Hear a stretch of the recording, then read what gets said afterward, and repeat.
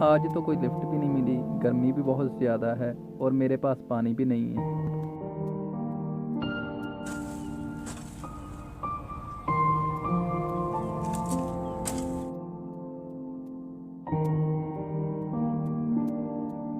ये क्या हो रहा है मुझे? पानी। ये तो हमारे चर्च का पादरी है। हैं? ये तो चर्च के पादरी हैं।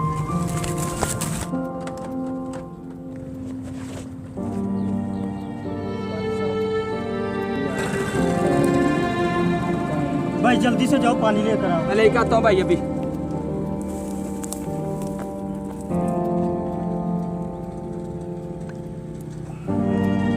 ये पानी पिए भाई।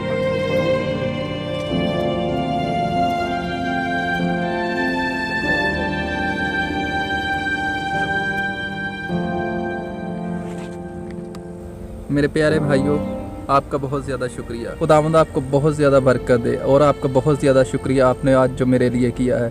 खुदावंद आपको इसका अजर ज़रूर देगा। ठीक है पास्टर साहब, आप घर जाएं, ये पानी भी साथ ले लें। शुक्रिया। सलाम भाई। सलाम भाई। बाइबल मुकद्दस में लिखा है कि यीशु मसीह ने कहा, जो इन छोटों में से किसी को एक प्याला पानी भी पिलाएगा वो अपना अजर हरगिज़ न खोएगा।